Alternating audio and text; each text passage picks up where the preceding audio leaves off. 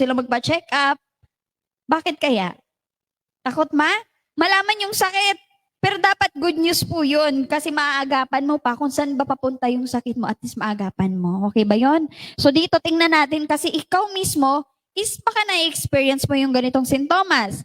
So unang-una, acne. Acne ba yung katabi mo? Oh, hindi yan yung alam ko na yan. Ha? Alright. Allergies. O di ba kahit bawal na yung pagkain sa'yo, kinakain mo pa din. Oh. Anxiety, bad breath. O yung bad breath po, isa din po yan sa way. Kumbaga, kapag hindi normal yung pagdudumi mo, lalabas na din yan sa paghinga. Kaya yung katabi mo ngayon, ngitian mo lang. Okay lang ba ngitian mo muna yung katabi mo? Ayan, kasi baka tulog na yan. Alright. So next tayo, bloating, congestions, constipation, canker sores, dark eye circles, difficulty concentrating, difficulty losing weight, excess weight, fatigue, food cravings, headaches, heartburn, hormone imbalance, impaired thyroid, joint pain, muscle aches, post-nasal drift, puppy eyes, skin rashes, and sleep problems. So, sino naka-perfect score? Naka-perfect score? Lahat? O, sino yung at least 5 yung na-experience? Wala aamin. So, healthy kayo lahat. O, palakpakan kasi healthy. Tama ba? Pero dapat maging aware ka. Kahit hindi ka man magsabi ngayon na meron ka dyan na experience, ang totoo meron. Tama ba? So kapag ito na yung mga na-experience, ano yung kailangan mong gawin? Kailangan mo nang mag-detox. Kailangan mo dumaan sa detoxification process. Ito yung mga normal na mag-e-effect sa'yo kapag nag-cleanse ka ng katawan. Unang-una, defecation. Ano yung defecation? Sa pagdumi. Di ba isang way po yung pag-cleanse natin ng katawan kapag nagdudumi ka? Ilalabas lahat ng toxins. Ano pa? Urination. Ano naman to? Pag-ihi. So, sino dito nagpipigil ng ihi niya?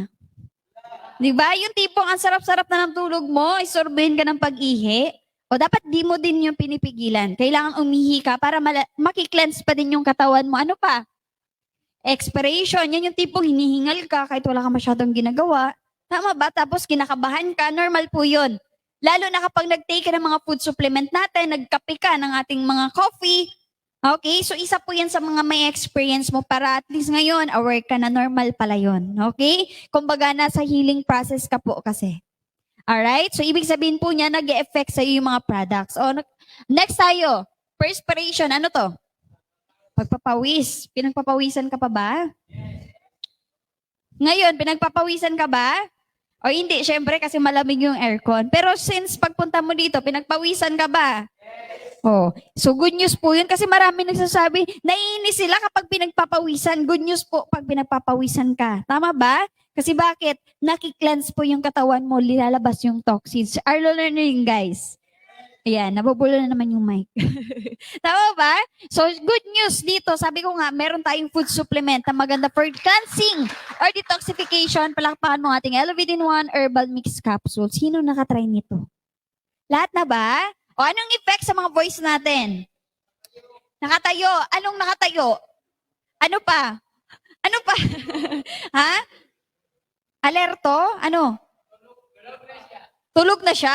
O baliktad ata? Tulog kapag gising na daw siya. O, tama ba?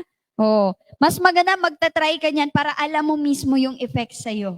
Okay? And syempre yung ating Elevate-in-1, meron siyang 8 powerful ingredients na maganda for cleansing or pag-detox ng ating katawan. Okay? So, ano yung mga meron dyan? Meron siyang avocado. Sino kakain ng avocado fruit? Masarap ba? So, hindi pa nakatikim. Meron pa ba? Oh, hindi nakakita. Di ba napansin mo yun kapag kumain ka ng avocado fruit, lalo kung nakailang peraso ka, maya-maya lang nang pumupunta ka na ng CR, tumatakbo ka na. Tama ba? Kasi napo-fruit ka na. Tama ba? So, ibig sabihin, nakakatulong yung avocado fruit para mapanormal yung bowel movement natin. And good news, isa sa ingredients na ating Elevate-in-1. Okay, ano pa? Papaya leaves. Rich in fiber din po yan. Ano pa? Kayin. To relieving pain. Pampawala ng pananakit mo ng tiyan. Okay? Ano yung kayin? Sili po to. Tama ba? Ano pa? Cinnamon. Alright? Ano pa? Ginseng. Good for memory. Sino man makakalimutin? Makakalimutin ka na?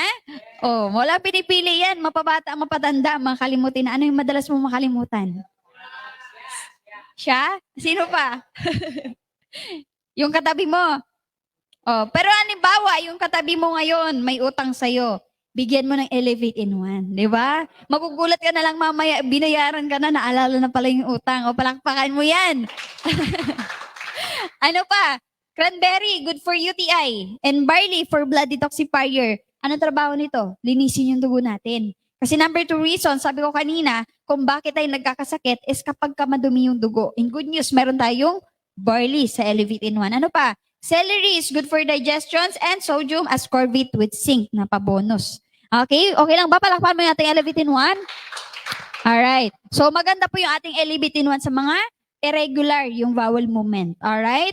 Lalo-lalo sa mga constipated. Ano pa? Next tayo. Good for balancing. Ano yung good for balancing? Kailangan nating i-balance yung kondisyon ng katawan natin.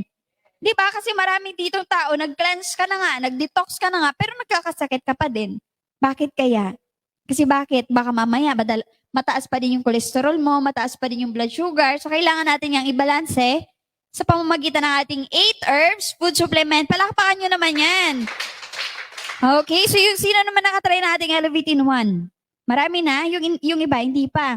Alright, so yung ating Elevate, ang ating 8 herbs naman, kumbaga, pinagsama-sama siyang 8 powerful herbs sa isang capsule. So, good news, meron siyang 100 capsule sa isang box. So, di ba? So, kung itatry mo siya isa-isa, good for 3 months. Alright? So, ano yung mga yon? Meron siyang malunggay, 100 milligrams. Di ba yung malunggay maraming nutrients? Yung pwede nating makuha sa kanya. And marami din po yung sakit na natutulungan. Like ulcer, diabetic, and for anti-cancer. Ano pa? Mangustin na napakayaman sa antioxidants. Ampalaya, nakakatulong mapababa yung blood sugar mo. Ano pa? Turmeric, good for the heart. Sino may mga heart problem? Ha? Oh, heartbroken. Meron ba? Heartbroken ka? Ay, hindi naman. Oh, kaso kapag heartbroken ka, hindi yan matutulungan ng ating 8 herbs. Okay ba? Alright, so mga para-paradong ugat sa iyong puso. Ano pa? Ginseng, sinabi ko na din yan kanina. Guyapano. Rich in fiber, meron siyang vitamin B1, B2, and carbohydrates. Ano pa? Spirulina. Ito yung mga tinitik na mga astronaut sa kalawakan. That's why tumatagal yung life nila doon. Di ba bawal naman doon magdala ng rice cooker? Ng lutuan? Kasi lulutang. Oh, sasabog. So ito po yung tinitik nila. Ano pa? Last natin, garlic, 50 milligrams. Isa ba ito sa ginagamit mo pang luto? Yes naman. Pang gisa-gisa, pampabango ng niluluto. And hindi lang po yun doon ginagamit. Good news, isa sa ingredients ng ating 8 herbs na maraming sakit yung natutulungan. Like tuberculosis, chronic fever, and asthma. Tama ba? And good news po yung ating food supplement na 8 herbs. Nasa 108 na sakit yung pwede niyang matulungan. Kaya pinapalakpakan mo yan. Di ba? Yung 108 na yun, di ko na yun isa-isahin kasi baka mamaya abutin tayo hanggang bukas. Gusto nyo ba yun na hanggang bukas tayo dito? Okay lang. Okay, so next tayo. After mo mag-balance, anong kailangan mong gawin? Ha? Kailangan mong mag-nourish. Kailangan mong mag-feed ng nutrients. Kasi baka mamaya, nagkakasakit ka pa din. Kasi mahina yung immune system mo. Maraming taong ganun. Tama ba? Simpleng ubusin po ng katabi niya, nahawaan na kasi mahina yung immune system. Umuulan sa labas, naambunan ka lang, nilagnat ka na kaagad. Ibig sabihin yan, mahina yung immune system mo. So okay lang ba? Papalakasin natin sa pamamagitan ng ating mangosteen food supplement. Palakpakan mo yan. Sino nakakain ng ating mangosteen? Ng prutas? Masarap ba? Ha? Masarap? Oh, good news, ito po yung kauna-unahang produkto ng ating company. And good news, tinatawag siyang the queen of tropical fruits. Kasi bakit? Napakayaman po niyan sa antioxidants. And it contains antones that reduce oxidative stress caused by free radicals. Ano naman yung tinatawag na free radicals? Ha? Yun po yung mga nagkukos ng mga simpleng sakit natin hanggang sa malalang cancer. And meron din po itong natural chemopreventive agent na potential for anti-cancer. Palakpakan mo naman yan. Okay? And secondly, some tones contain vitamin C which strengthens the immune system. Yun yung sinasabi ko kanina. Na ibig sabihin yung mangosteen natin nakakatulong para palakasin yung immune system natin. Tama ba? So maganda to sa may mga migraine. Sa mga girls natin na hindi normal yung menstruation. Okay, sino mga girls? Okay, may 50-50, di ba? So sa totoong girls, kung hindi normal yung menstruation mo, maganda po yung ating mangosteen. So okay lang ba? Palakpakan mo yung ating mga food supplement. Okay, so next tayo. Our premium products is Grace 15-in-1 Premium Coffee Mix. Ayan, palakpakan mo naman. Ito ba yung kinapay mo kanina? Ito ba yung kinapay mo kanina? Oh, ayan po yung ating mga products. Alright? So, syempre, ito po yung kape na hindi lang basta coffee. Tama ba? Kasi pag tinimpla mo, kitang-kita mo yung green sa ibabaw ng ating kape. Yun po yung mga piling-piling sangkap na mga herbal components. Tama ba? Ito po yung mga herbal components. Meron siyang moringa, mangustin, aloe vera, and napakarami pang iba. Hindi ko na yan isa-isahin. Tama ba? And ito yung kape natin na pwedeng-pwede po sa mga diabetic person. Tama, kasi wala po yung sugar na nilagay. Ang ginamit na pampatamis, ano? Stevia leaves. Okay lang, pakilakpakan mo. Alright, so nakakatulong yan para mapababa yung blood sugar mo and cholesterol. Kaya once na mag-share ka sa iba, huwag kang matakot, lalo kung may diabetes yan. Dahil nakakatulong po yan sa kanila. Ano pa? Next tayo. Our premium product is Fit Inspire Coffee Mix with Garcinia, Cambodia plus collagen. So ito ba yung kinapay mo? Sino nagkape kanina ng Fit Inspire? Ayan, masarap ba? Di ba? Mas kumbaga nangunguya mo yung chia seeds. Tama ba? Ano pa? Ito naman po yung kape natin na hindi lang basta coffee. Tama? Kasi bakit? Yung ating kape, yung Fit Inspire, lalong-lalo na kung gusto mo talaga magpa-slim, gusto mo magbawas ng timbang, mas maganda, itry mo yung ating kape. Tama? Kasi kapag nag-inom ka nito, feeling mo po, busog ka na. Tama ba? Nakakapagpawala po siya ng gana sa pagkain. Tama? Kaya instead na kumain ka, inom ka na lang ng ating kape. Okay? And syempre, isa po yan sa dahilan kung bakit nagbumabawas po yung timbang natin. Nakakatanggal po yan sa taba. Okay? Taba ng ating katawan. Okay ba? Maganda ba yung ating kape? Alright, so next tayo, our premium products. Palakpakan mo. Ang ating Lure Inspire Intensive Whitening Soap. Glutathione plus collagen. Sino nang ligo ngayong araw? Ha? Naligo pa lahat? Sino hindi naligo? Ayan, sino naligo? Taas. Yung hindi naligo, di nagtaas. Oh. Umulan ba sa labas? Nilamig. Ha? Oh, kahapon pa naligo. Sino? O dapat ginugol nyo, maliligo araw-araw, no? Before pumunta ng seminar room kasi baka mamaya yung katabi mo makatulog na. Oh. Ayan. So, ano yung sabon ginamit mo? Ano ulit?